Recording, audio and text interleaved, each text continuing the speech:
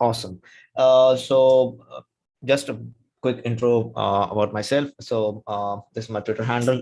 You can, reach me out on Twitter. And I'm a CNCF ambassador, CK certified. I have a book on that. I run a YouTube channel where I do all cloud native streams. And yes, I'm working as director of technical evangelism at Civo, building the awesome stuff that Civo is doing with the help of community.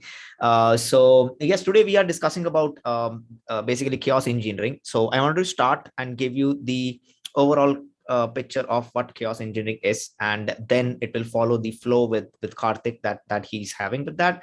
We'll go through some of the concepts, some of the terminologies, and some of the systems that we are going through. So first of all, let's discuss about the complexity. In the before discussing actual, what chaos engineering is, basically we have the systems that we built, that we actually build. So we have the simple systems, which are kind of linear, which have the predictable output and are comprehensible.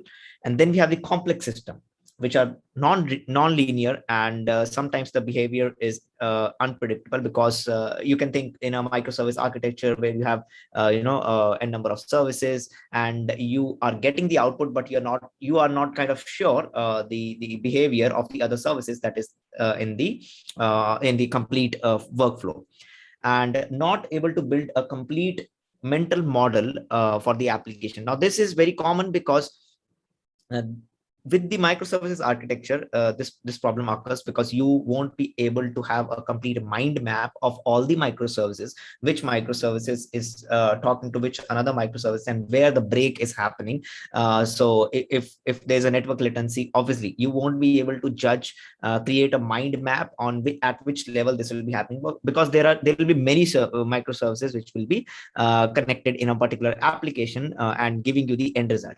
As an end user, obviously you do not feel that, because you are just interacting with kind of web UI, or with the interface, or with some sort of thing.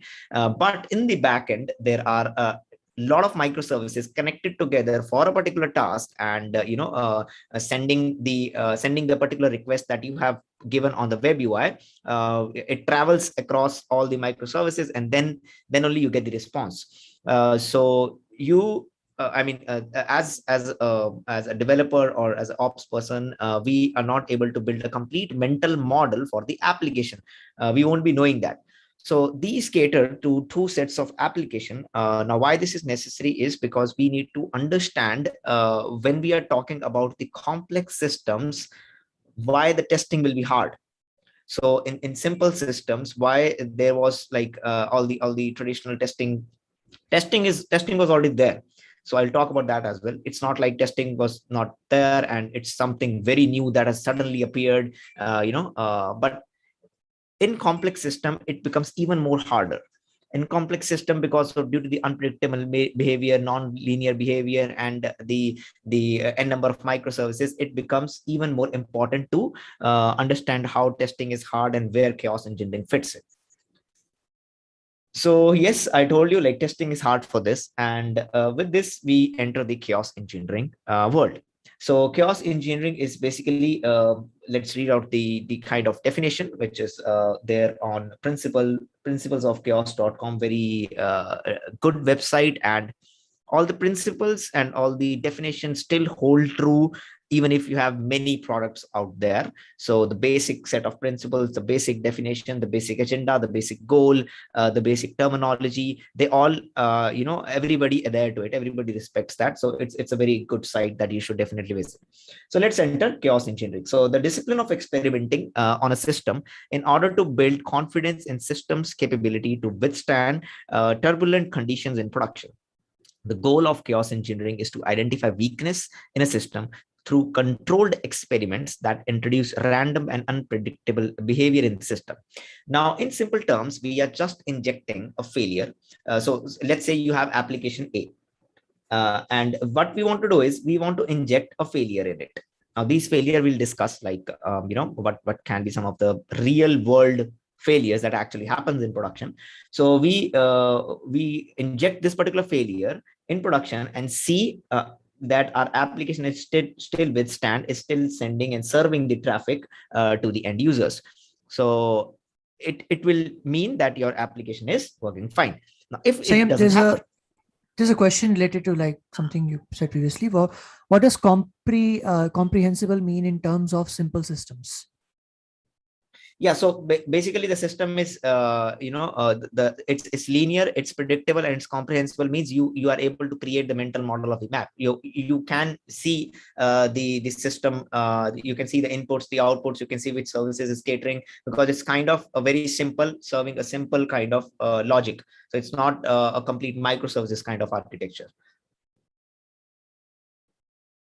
So now you can argue, or maybe that's a very common question that comes across all the times, that testing and experiment, what is the difference between that?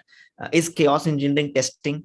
And if when we say we in chaos terminology, like we run chaos experiments, now what does that experiment means, and how it is different from the testing world? So you might have heard of various chaos, no, sorry, not the chaos ones, the test cases. Like you have the unit tests, you have the integration tests, you have the end-to-end tests. So think of it as a pyramid. So you can have the base unit test, you can have the integration test, you can have the end-to-end test. Now chaos engineering sits on top of this pyramid. Now in testing, we already know we are validating. Basically we are validating in a form, like we make an assertion on a property of a system based on our existing knowledge. So we already know, and then we validate that property. For example, validating an algorithm or validating a function, like a very simple use case, like 2 plus 2 is 4. Now we can validate that because we know like 2 plus 2 is 4. So we know the output, we know what we are validating against. And so we know actually the kind of as per our knowledge. Now experimentation is where we do not know whether this will be disproven or not. So this is basically a hypothesis. Hypothesis meaning we kind of create a scenario, and where we think whether it will be proven or disproven. So unless so as long as the hypothesis is not disproven, so it gains our confidence within the hypothesis. And if it is disproven, then we learn something new, we figure out why the hypothesis was wrong, we fix it, and then we again run it. Example, so there is application A. Let's try to understand the help of examples, because the definitions can be kind of boring. So let's say we have an application A, and we add or a service A, we add a 30 millisecond of latency in that particular service. So now we know that when we add 30 millisecond of latency in service A and it goes to the user, so user will also face 30 millisecond latency. So that's the hypothesis that I have made. But what happens is, in the result, the user gets 100 millisecond latency. Now this is a concern, right? We never knew, like if we increase the latency in one particular service, then the rest of the workflow can break. So this is where we find the issue. Then we try to fix it, and we again run it till we achieve this particular exact scenario, which was the hypothesis. So that's what the chaos engineering will help us do. So we have talked like what chaos engineering is, like injecting a failure to a particular system and then see if it is resilient enough to work through that. Now let's see again the principle of chaos engineering. Same website, the principles of chaos.org. Definitely visit that. So in principle of chaos engineering, there are few important aspects that we need to take care. First of all is identification of steady state. Now the steady state of the system has to be known, like, okay, this is how my application looks like in the steady state. Then we see we create the hypothesis based on the control group and experiment group. Now control group and experiment group has to be different, because you can think of it like in the Kubernetes terminology, like the A/B testing that you do. So you already have a control group that adheres to the with the steady state, and then you have the hypothesis which you do on the experiment group, and we see whether it matches to the steady state as well. And for this, how we do it is we do failure injection. So we keep on injecting different set of failures, and then we try to disprove the hypothesis for a difference in steady state and experimental state. So we try that there is a difference, we try to find issue, and then we try to fix it. So these can be, identify and validate the steady state behavior, vary the failures, have different set of failures, experiment in production, very important. I'll talk more about this in the next slide. Minimize the control failure in the blast radius. Again, I'll do when I go in the next one, and automate as well. These three will come down. So we have a steady state. We create a hypothesis.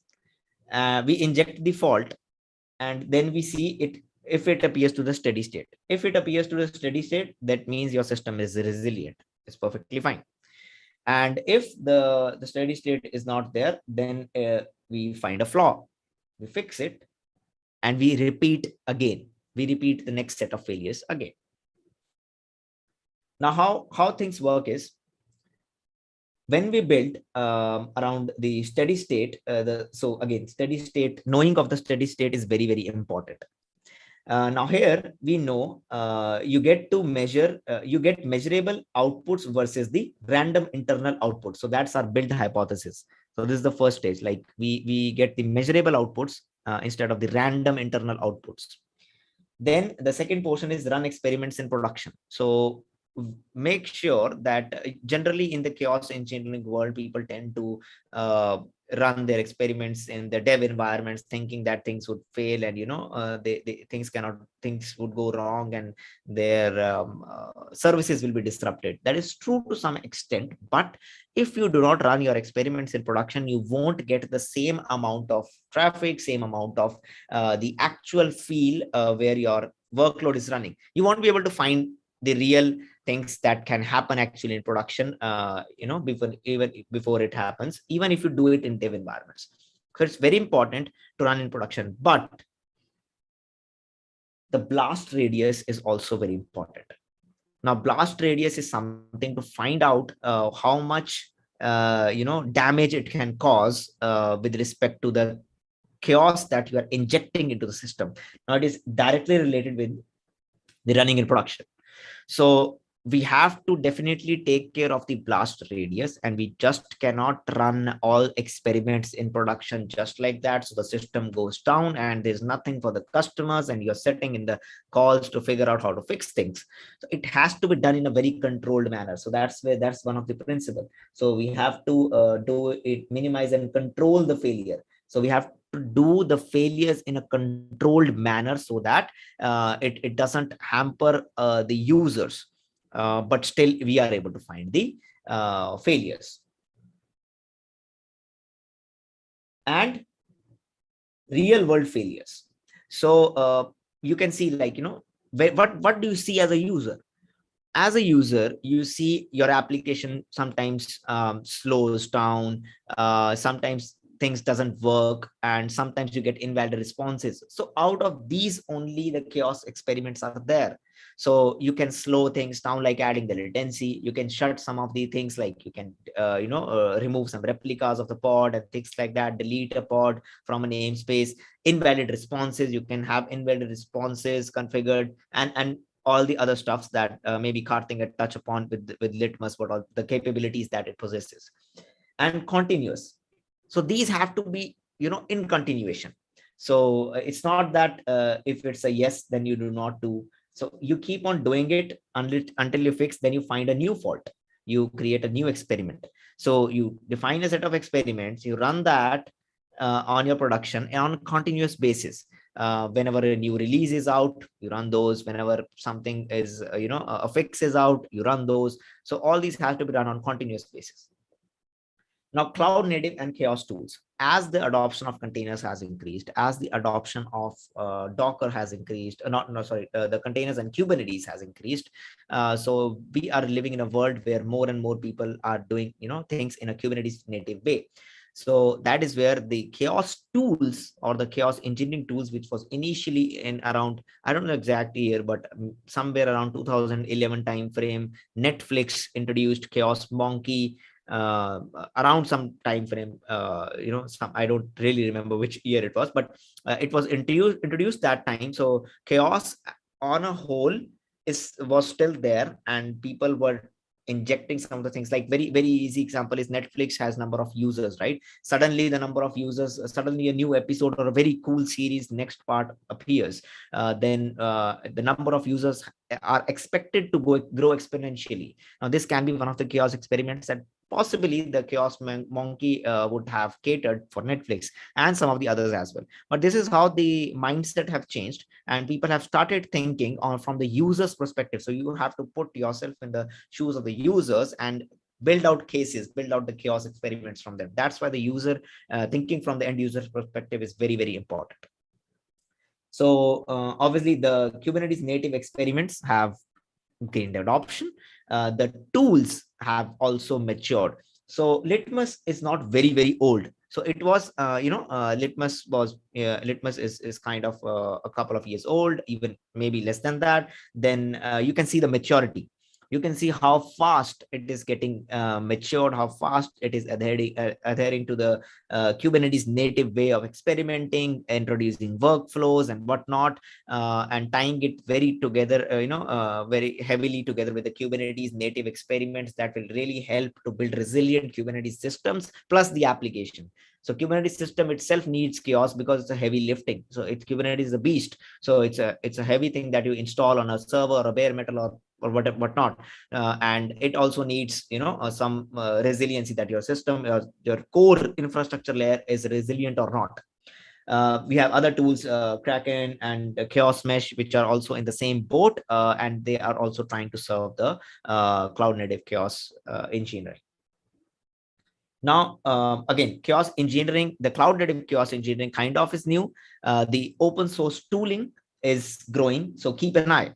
It's growing at a very fast pace. And you have to keep an eye on the tools. You have to keep an eye on the glossary. You have to keep an eye on the white paper, which is there. So it's actually in progress. I'll not talk much about the white paper because it's still in progress. And but the main goal of the white paper is to all of these tools, representatives of the tools coming together, building out a specific white paper that is understandable within the tags, different tags in the CNCF, with respect to security, with respect to the best practices, with respect to the end users, and all those stuff. So learn the terminology, very important. What is chaos? Let's see. In below it is there. Then join the community. So Litmus, Chaos Mesh, they all have their communities, very engaging communities, tons of meetups. And so join these communities, participate in them, understand where the chaos engineering is headed to. So that is really cool.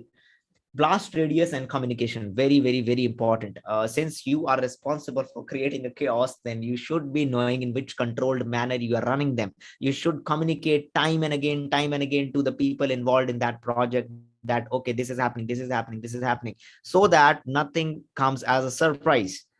Okay, this has gone down. Okay, what happened? Okay, that person did a chaos engineering test, and we didn't it was not under controlled manner, and now the users are suffering. Nobody wants that. But you have to take care that you do it in production, so that you get right set of failures before they actually happen in production. But you have to set the blast radius, and you have to keep on communicating. So those are the key things from that you should definitely take care. Now, what we learned?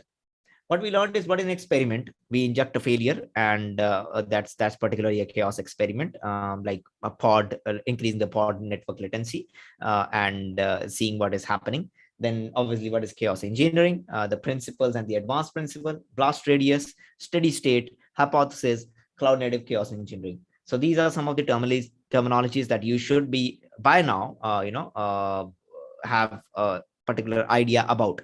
So that's pretty much it that I had. Basically, you just explore the chaos engineering world.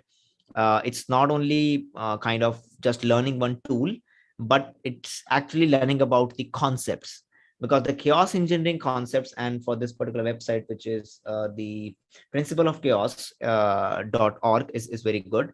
So the concepts, the terminology, the principles, they remain the same irrespective of the tools that are there or that will be developed in future.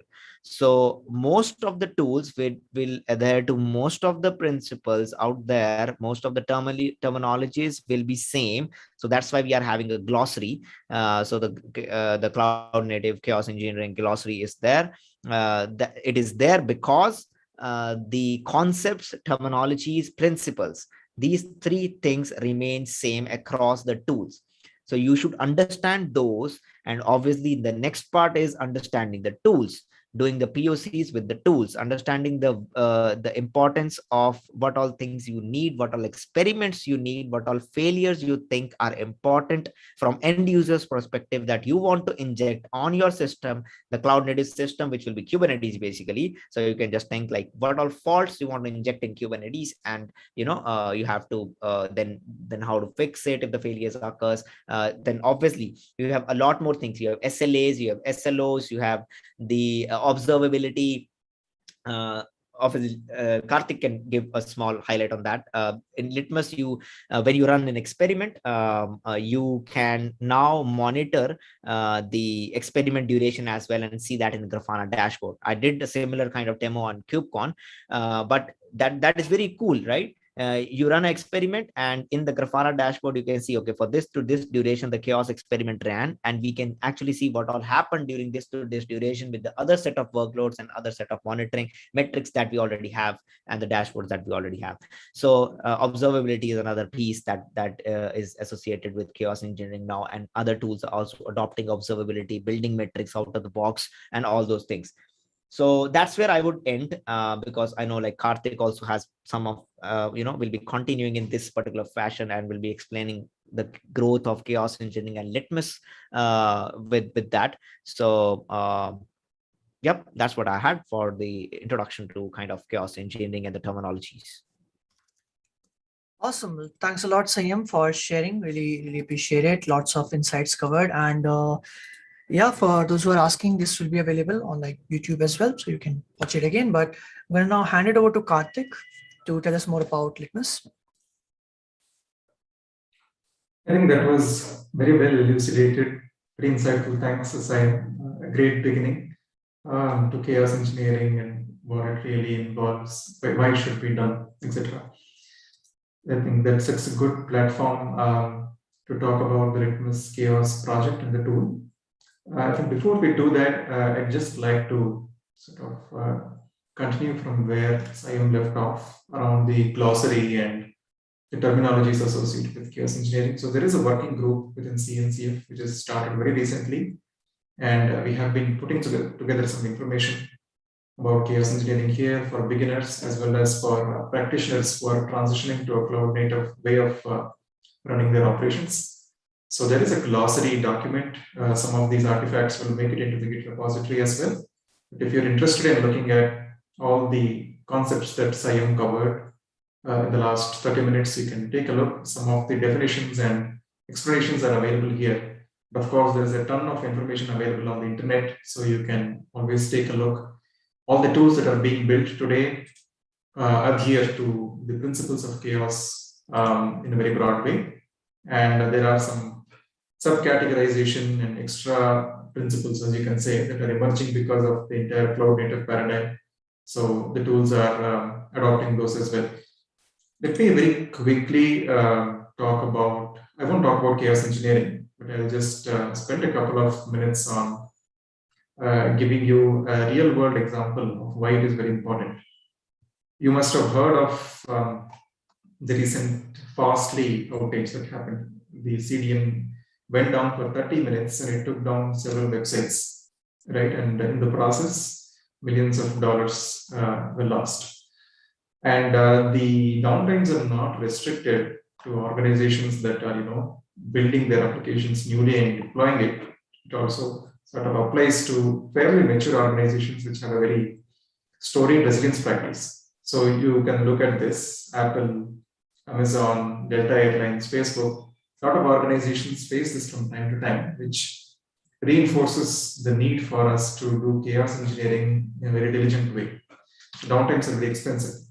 So you had definitions read out from principles of chaos, a lot of ways of looking at chaos engineering, hypothesis-based testing, experimentation, exploratory way of looking at what your system has to offer, trying and understanding the unknown unknowns, as they call it, right, by going and causing random failures. But one definition that sort of connects immediately, probably because of the time that we're living in, is the fact that chaos engineering is like a vaccine, and you're injecting harm intentionally to build immunity from outages in future.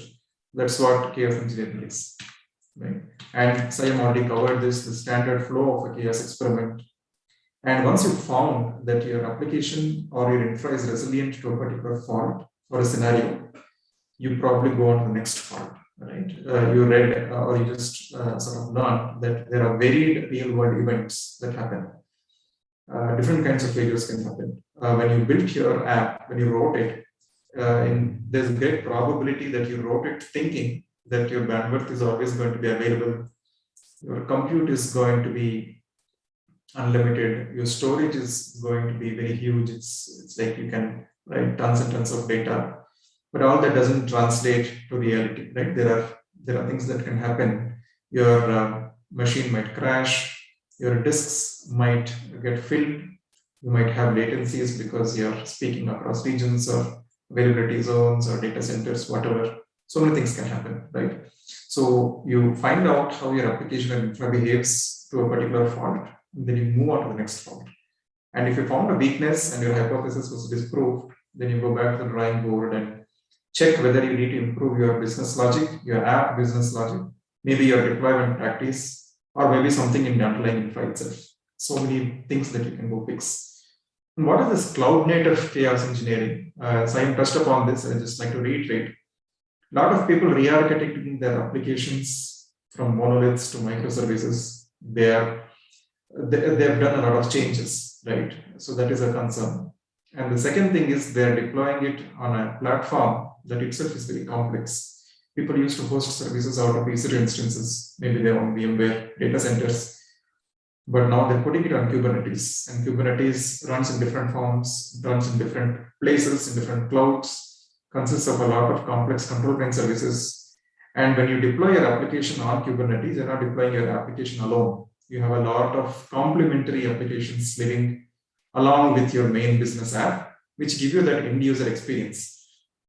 So it helps your end users consume your application, and it also helps the SRE teams and the DevOps folks maintaining your main application on your primary deployment environment to ensure that it operates well.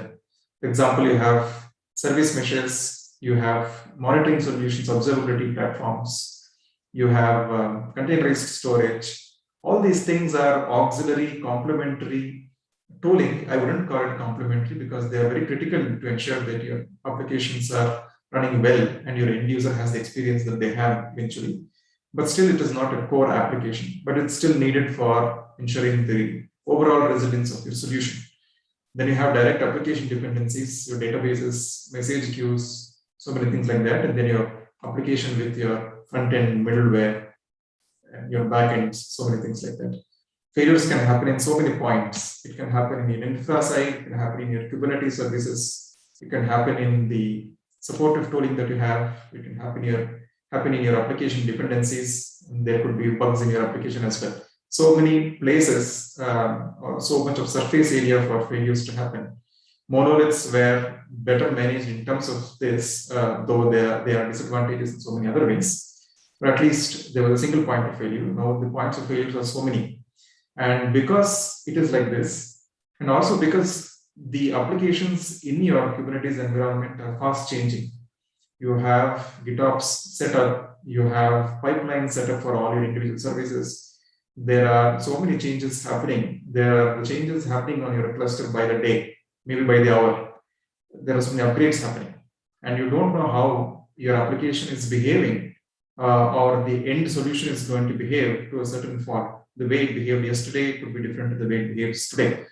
So you need to be automating this chaos experimentation process, do it continuously. And the other factor that comes into picture in the cloud native world is the way you interact with your system when doing your faults. So chaos engineering was done in a very manual way, in a very planned way. They used to do something called game days. Of course, people still do it. And game days are often done on production environments. And doing chaos in production needs a lot of confidence already built into your system prior, right? And when you're doing things on production, which is where, like we discussed some time back in this call, is the traffic is at its highest, the amount of dynamic nature that, or the dynamicity or dynamism, whatever you want to call it, the amount that is there in production cannot be simulated in a, let's say, a very sanitized, controlled test environment. And that's why chaos engineering needs to be done in production. But because of the changes that we are seeing today, because of this entire paradigm shift, people re-architecting their applications to become microservices, people deploying in an entirely new deployment environment, they're not confident to do things in prod right away. They want to do it in a pre-prod environment, in a staging environment that to an extent mimics your prod, but still is not really production. People want to do it continuously, automated way. That means you're probably doing it as part of CI/CD. The other thing is the experience that you have while doing chaos experiments. When people run with Kubernetes, everything is declarative, everything is YAML, everything is reconciled. You have resources, either native or custom. Then you have controllers that reconcile those resources, which means there is somebody to carry out the intent expressed in a declarative way in a Kubernetes resource. That is the experience people have. So when you do resilience testing, you expect that you have the ability to define your chaos intent in a declarative way in a YAML. And you also want to steady state validation checks as part of your experiment and define that steady state validation intent also in a YAML in a declarative way. We talked about blast radius control. We talked about varied faults. We talked about steady state hypothesis validation. We talked about running things continuously, repeating all these principles of chaos, right? You want to do all this, but you want to do it in a cloud native way, in a Kubernetes native way. Everything is controlled, everything is reconciled, everything is declarative, and everything has Git as its source. You have the golden copy sitting inside some Git repository. You want the same experience that you have while defining applications, their life cycle, defining security, defining resources, all of which adheres to sort of this principles, adheres to this kind of experience. So you want to keep it homogeneous. And that's where this new category called cloud native chaos engineering has emerged. And this philosophy of cloud native or subcategorization of cloud native chaos engineering seems to be well adopted. Kubernetes has crossed the chasm. Cloud native chaos engineering hasn't. It's still in the early adopted stage, but people have taken to it well. And Litmus is one of the tools, like Saiyam said, others being Chaos Mesh, Chaos Toolkit, Kraken, and so many other tools that are there. You can find a lot of tools in the CNC of landscape under the observability section as to the different tools that are available to chaos engineering. So I hope you've got an idea of what cloud native chaos is and why it is needed, right?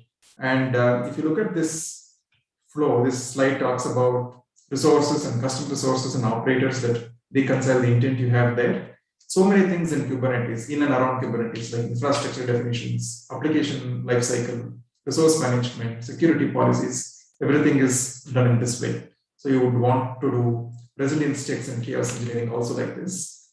And what we've done in the Litmus project is try and create this experience for you where the steady state validation and fault injection intent is placed inside a custom resource. And then you have an operator that does the job of running the experiment and then storing all that information in another resource called a chaos result.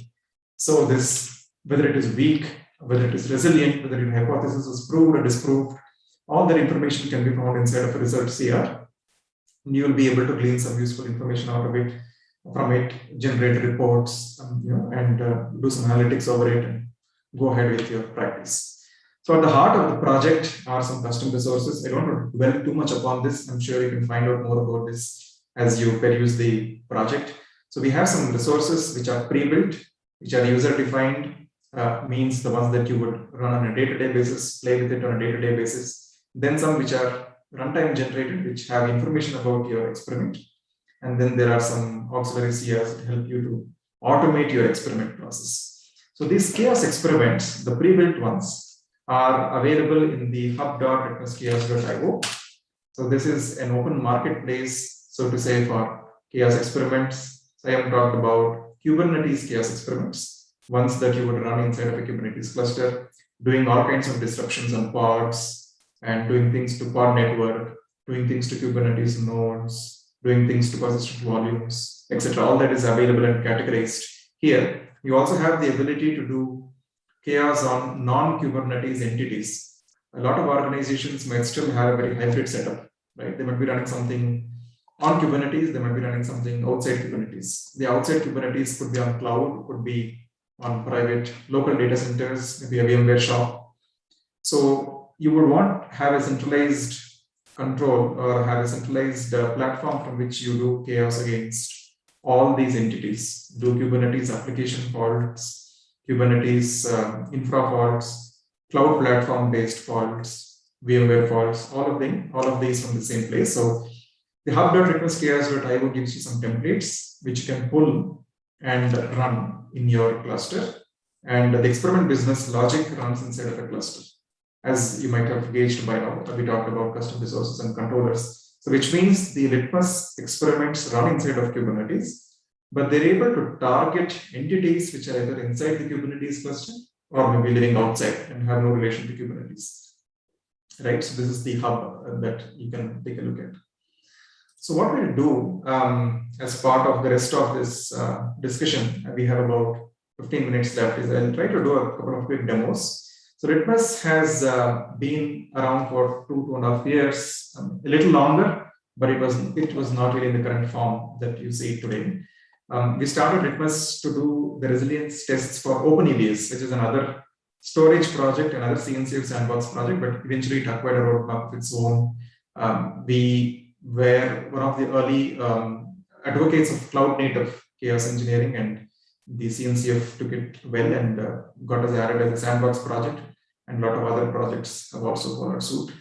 And Litmus 1.x was purely about defining resources, running it in a cloud native way. All the experiments runs as jobs, then you get results. Those CRs, those controllers that I just explained about is what Litmus 1.x was all about.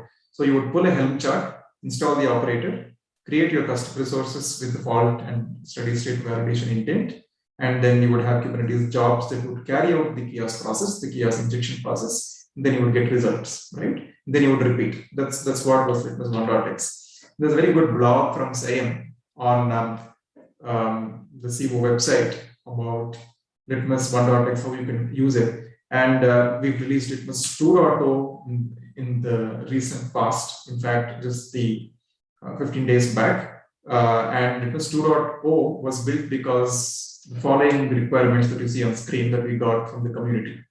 It's great to do chaos, but you might want to do complex conditions, right? Maybe stitch together several faults.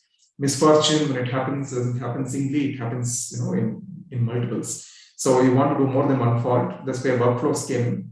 And you would like to analyze how your experiments went. You need some metric, some basis upon which you will compare workflow runs that you've performed. So we've tried to define a resiliency metric for your chaos workflows.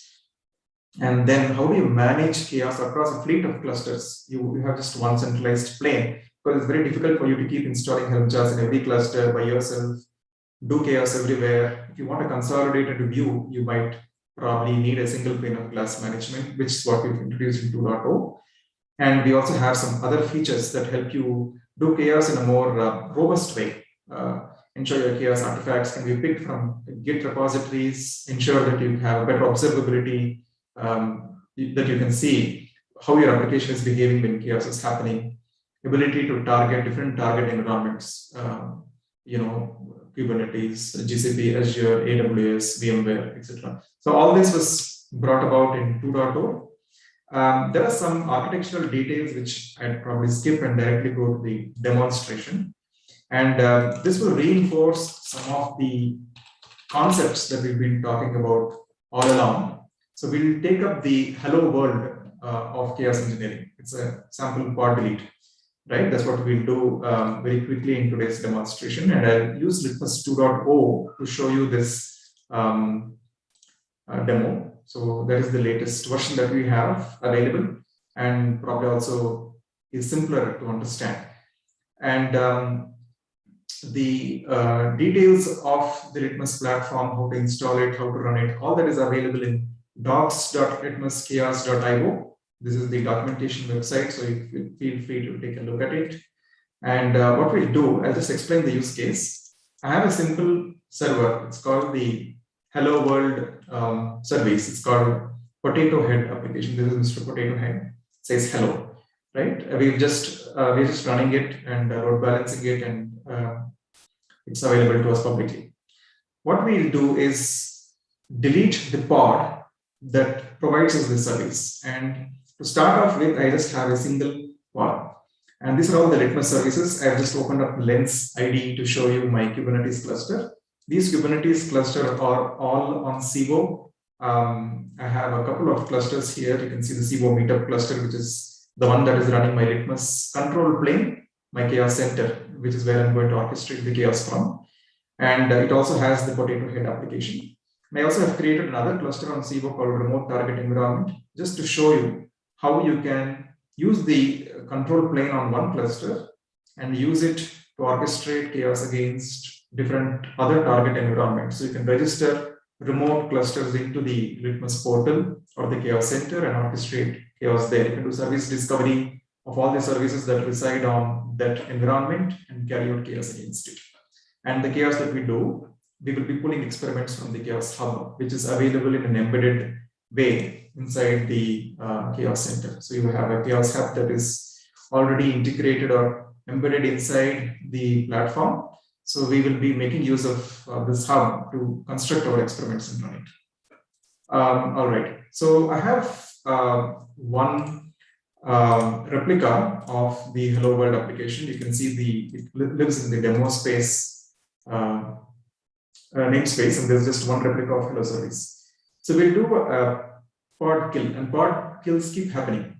Pod can get deleted due to any reason. There might be evictions. There may be an out-of-memory killer pitching in and going and killing it. There could be so many reasons why a pod might get killed. And oftentimes Kubernetes reschedules it, but sometimes there are trouble in reschedule. Reschedules might get delayed because your persistent volume might need to get attached.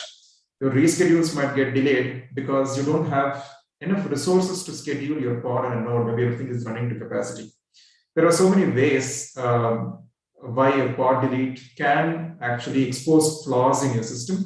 If you're running a complex application which has a leader-follower kind of a model, some kind of a master-slave environment that you're running, and there are re-elections that need to happen, failures that need to happen, then your timeouts come into picture, and your application may or may not behave the way you expect it. User experience may or may not get degraded. So this is what we were talking about when we said, let's kill a simple pod and then see what happens. Right? This what happens part is something that you might be observing live sometimes, but when you run experiments in an automated way, and you know why we need to run in an automated way, we just spoke about it, it's necessary to validate all this during the run. So you need the fault injection as well as the validation done as part of your experiment. So how do we do that, and how does Litmus enable you to do it? We'll take a look at that. I also have application monitoring setup for this Potato Head. I'm using a black box exporter in Prometheus and Grafana. That's the stack that I'm using.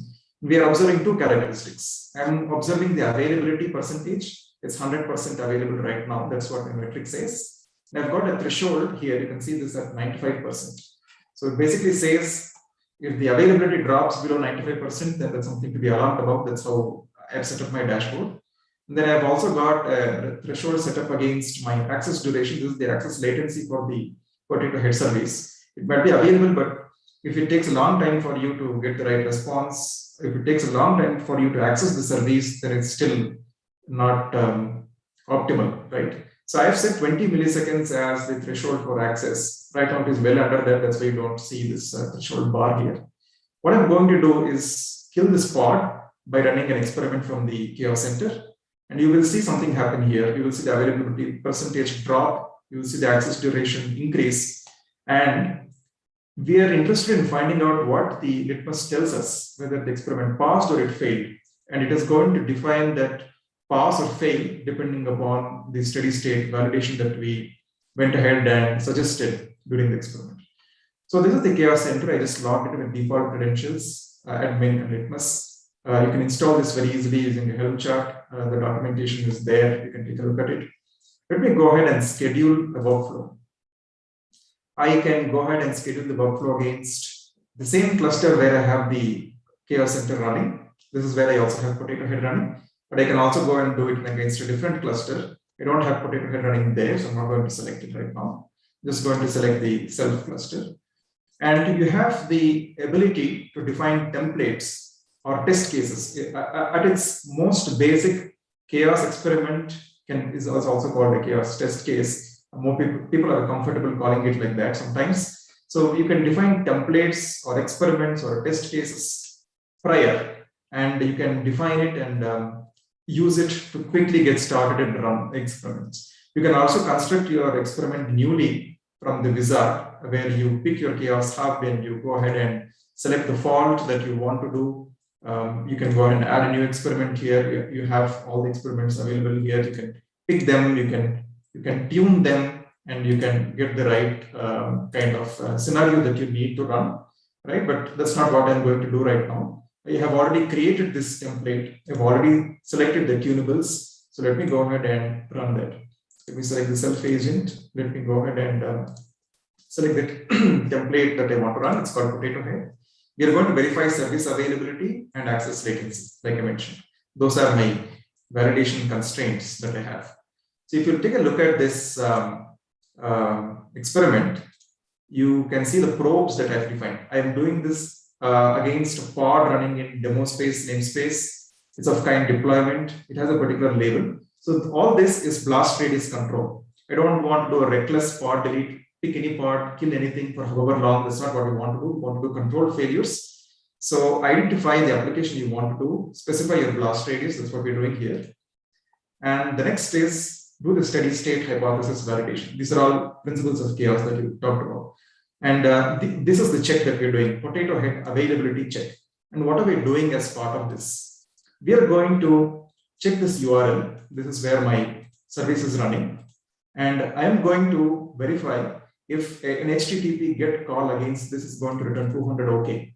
And I'm going to do this every 1 second. That means I'm going to do a continuous polling check to see if the application is alive. Typically, you must have heard of 5 nines, 6 nines, 99.999 availability. Your service is always available. That's the end goal that you aspire towards. So that's what we're trying to check here.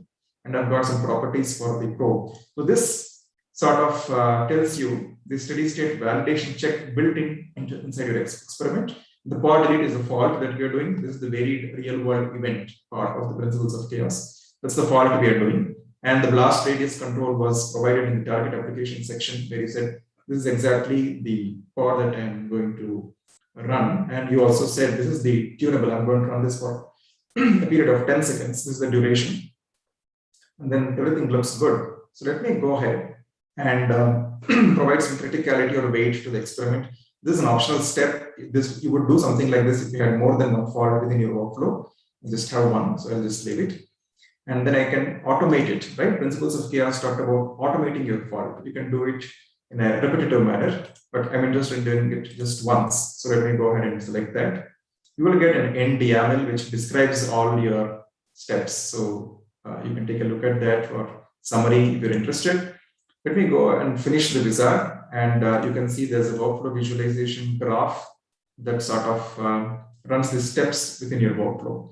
The first step is pulling the chaos experiment template from the chaos hub. It is a static template that describes your fault, right? Whether you're doing a graceful pod delete, you're doing an ungraceful force determination, all that kind of stuff. What exactly you need to do as part of the pod delete. The business logic to do the pod delete is embedded in this template. Right? We're going to make use of this template and read the args that is mentioned therein and then carry out the fault. This is the first step. We pull the template. The second step is about launching the chaos against a particular instance that is living in your cluster, right?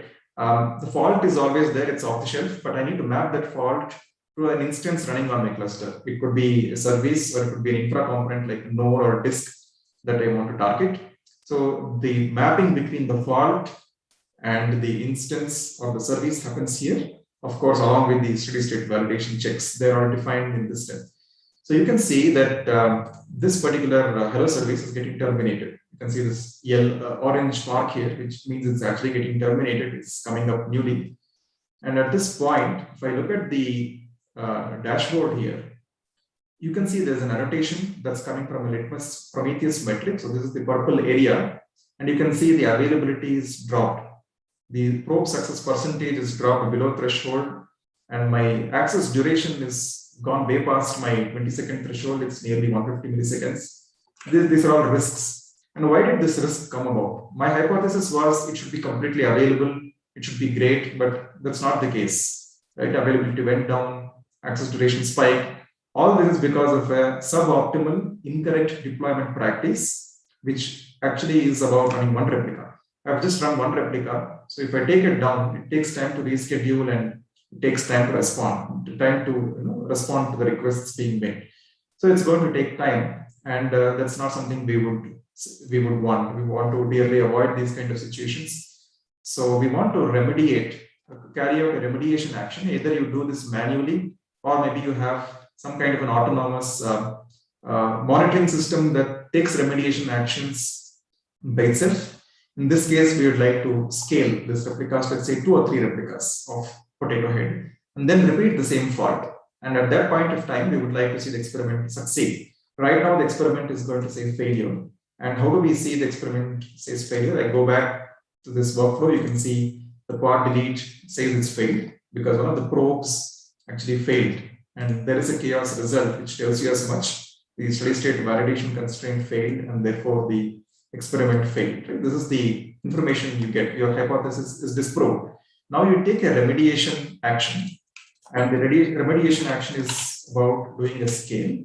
So let me just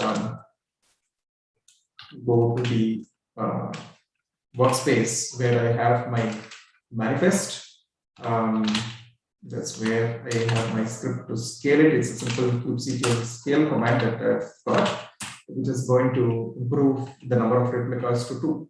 So if you look at this, there's a new replica that's getting instantiated. It's going to take a couple of seconds for the readiness probe to become alive. And it takes a couple of minutes for it to be ready to serve the requests for kubeproxy to be able to load balance between these 2 services. So now it is alive. We have 2 services, 2 pods running, and the service is going to load balance between them. And if one of them goes down, caused as it is due to our experiment, the other one is going to continue serving the requests, right? Let's rerun the same experiment once again. I think we have a couple of minutes, so let me just breeze through this very quickly. I'm going to do the same steps that I did last time. I'm going to select this workflow and then say finish. Right? These are the different steps inside the result. I'm going to say finish. Of course, I'm showing you everything through the dashboard, but you can invoke all this programmatically using the GraphQL APIs that Chaos provides. So you can automate it, script it, add it as part of your CI/CD pipelines, all that's possible. The same set of steps are going to run. The first step is pulling the pod template from the Chaos Hub. The next step is launching the pod deletion. You're going to see that happen in a minute. And this time we expect that our availability is going to remain at 100 more or less. And our access duration continues to stay below threshold and not spike. And because our availability is always 100% of our probe, which we defined, our validation constraint, which we had in the experiment, is going to succeed, and the experiment is going to return success, right? It is going to return a pass. That's what I think, but I could be proved wrong because something went wrong in the cluster, right? Let's take a look at what happens. You can see this time the purple area here is not showing a dip in the access, the availability, right? So it seems to be good. The access duration also seems to be good. So that is a positive, right? Our remediation action seems to have worked. Our scale is working as expected. And you will see this experiment conclude with a positive, with a pass message. And once you have this information, you can go ahead and analyze your workflow runs. And this is where the resilience metric comes in. So each workflow that you run has a resilience metric associated with it. It's basically a percentage against 100, and it's a weighted ratio of all the probes or the steady state constraints that you gave within the experiment, multiplied by the experiment success factor divided by the total points available, and you will get a resilience score. In this case, the resilience score is either going to be 100 or 0 because we just have one probe. But you can compare workflow runs across a period of time, and you can see what happened. Maybe you are running this experiment across different environments, dev, staging, production, maybe across different releases on the same environment. It's like a relative benchmark that you're doing, right? The same staging environment, but release 1, release 2, release 3, or maybe with different deployment practices. Then you're comparing things across runs and see how it is improving, or how it is improving, or maybe degrading, and then you make your analysis out of it, make the right reports out of it. You can download PDF reports from here, and then you can go ahead and plan your next game day or next resilience test. So this is a very quick run through of Litmus. You can see this experiment actually succeeded this time. The probes will show you pass and experiment completes. So what we understand with this is, like Saiyam said, all tools are aspiring towards implementing, the principles of chaos. So we've tried to do here as well. So principles of chaos says very real world events, and because we're open source and community collaborated, you get different faults pouring in from the community, because for different personas and different services and different domains, chaos can mean different things. And there are a lot of platforms that take to chaos in different ways, different things to check on different platforms. So those are the real world events that we vary. And then we have a common API. You saw the chaos experiments, chaos engines. So all these, and chaos workflows, all these are standard custom resources in Kubernetes, popular custom resources in Kubernetes. And custom resource means it is available as an API. So you can do blast radius control there, you can define rollback, you can do steady state hypothesis. All that can be done using these CRs, and it gives you a common way to define that. A different user coming in from a different background can still define his or her scenario using the chaos experiment within Litmus, and you can do lifecycle management of your chaos process. And with our GitOps capability and our scheduling capability, you can automate your experiments. That's another principle. And then because of the probes and because of the metrics that we expose, you can annotate your Grafana or CloudWatch dashboards or your Azure monitoring services, whatever you're using. Most of them consume Prometheus in some way or the other. So you can consume the Litmus metrics, and Litmus also not only generates the metrics, but it also consumes metrics from the environment around it. You can do HTTP calls like we did. You can also use prompt probes to make promptual queries and get the deviation in your performance metrics or whatever. So validation intent, the steady state hypothesis, can be built into your experiment. And that's how Litmus goes ahead and implements principles of chaos along with a lot of other things, right? Helping ease your chaos engineering practice, get your teams to do chaos, help with collaboration of different members in your team. Let's say you have a team that you want to collaborate with on chaos, maybe your app team, your DevOps team, your SRE team. You can do that. You can go to settings, create your own teams, invite users of different types, editors, viewers, all that, and then share artifacts with them. And if you're running in an air-gapped environment, you can pull images of your own registries, etc. So this was about cloud-native chaos. That's what I tried to cover, what cloud-native chaos is, why it is needed, how Litmus was born and what it is, and give you a quick demo of the platform and how it implements the principles of chaos. There are a lot of great tools in open source and in the proprietary world. So I hope this serves as a good beginning for you to get started with the chaos engineering journey. And I hope you will be able to explore Litmus and give us feedback on what you think about it, what are the improvement it needs, what are the scenarios you would like to see from the Chaos Hub. etc. So yeah, I think that ends it. Yeah, there's a question there that you can answer very quickly. What does points signify? Yeah, the points is about giving a weightage or criticality to your experiments. So when you construct a workflow with more than one fault, right? Some faults might be important for you, some faults might not be so important, right? Depends upon your app or infra maturity. And the points that you give here, right? This is it's like constant with which we will multiply the success factor. Success factor is the probe success percentage that you saw inside the chaos result. The probe success percentage itself is a weighted ratio. It's a ratio of total successful probes divided by the total probes. You may have two constraints which are successful out of 4, so it's 50%, right? And you have 4 points or 5 points. So 50% into 5 points, and then a summation of that for all the faults that you get. You might be adding network loss, container kills, disk loss, so many things here. You will get a weighted ratio of that, and that is what is reflected as the resilience metric. There are a couple of good blogs that talk about how resilience score is calculated in Litmus. dev.to/tag Litmus Chaos gives you a lot of information about what's happening in the community. And there is a good blog that Saiyam has written on how the algorithm works. So you can feel free to take a look at that. There's also a useful video that you can take a look at. I'm just sharing that information on the chat.